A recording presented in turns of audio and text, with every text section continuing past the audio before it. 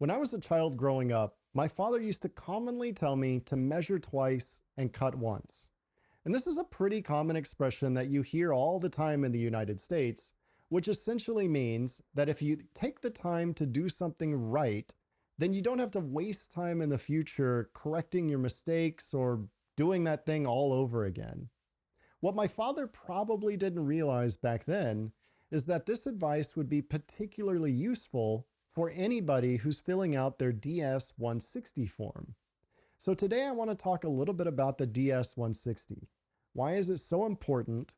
And why should you measure twice or maybe 4 or 5 times so that you only have to cut once or you only have to submit the form one time? My name is Travis Feuerbacher.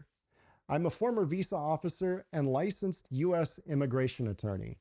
I spent almost 7 years as a career diplomat with the U.S. State Department, and during that time, I interviewed tens of thousands of visa applicants from all over the world. So let's talk a little bit about the DS-160, and first of all, why is it so important? Well, the DS-160 is important because the visa officer will be reviewing your answers on that form as you approach the window. They're going to start thinking about important questions to ask you during the interview so that they can maximize your time together. Now, one of the key considerations that visa officers will be thinking about throughout your interview is whether you appear credible and honest. If you don't really appear to be an honest, credible person to the visa officer, they're very likely going to deny your application, and nobody wants that. So it's very important that the answers you provide on your DS-160 are detailed and accurate. Because if there's any discrepancies between what you answered on the form and what you answered during your interview, or discrepancies between the form and the information that the visa officer has in front of them on their computer, then you really don't do yourself any services. At worst, you may find yourself hit with a punishment. I'll put a link below to an overview we did on 6C1, which is a permanent ineligibility, which will prevent you from ever qualifying for a visa again if you get caught in an intentional and important lie. And so it's very important that you make sure everything you answer on your DS-160 form is accurate. Now, I want to take a moment to focus on visa agents and visa agencies here. It is common practice, and every visa officer understands that it's common practice for many visa applicants to pay an agent or agency to fill out their DS-160 form. The form is complicated, it can be confusing, it can take a long time to complete, and often folks may not have the language capabilities to answer the form in any language. And so we all understand that visa agents and agencies are performing an important and necessary service. But if you're not given the opportunity, or you don't take the opportunity to review every answer that the agent or agency has provided in your DS-160 form, then you run the risk of denial or maybe even a punishment. Remember, when you submit your DS-160 form, you're certifying that every answer is accurate. So it's really your responsibility to, again, measure 4 or 5 times, review that form 4 or 5 times so that you only have to submit it once. So now, what are your options if you've submitted the form, but you discover that you made a mistake? Well, first of all, you generally can only change an answer before you finalize and before you submit the form.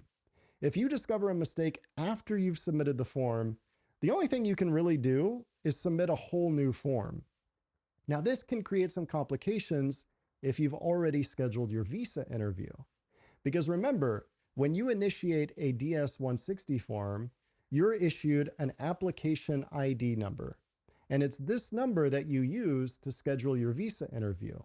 So if you do find a mistake on your form and you initiate and submit a new form, you will have a new application ID number.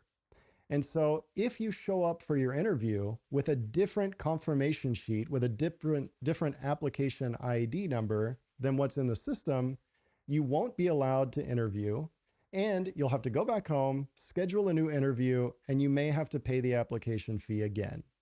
So before you do anything, as soon as you find that mistake on your form, go to the website of the embassy or the consulate where you plan to apply.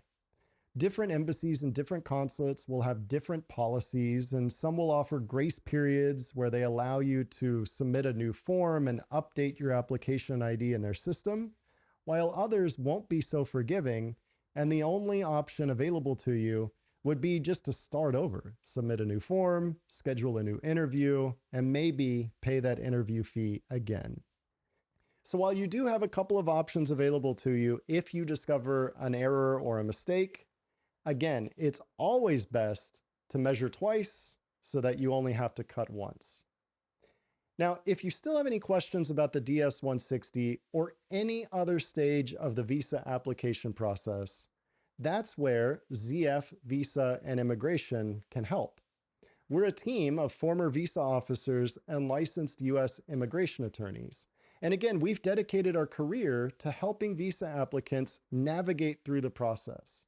So if you have any questions, send us an email to info@zfvisa.com.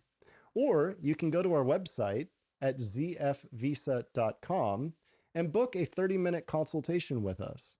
When you do so, we'll send you a short questionnaire form where we'll gather the necessary and important details around your circumstance.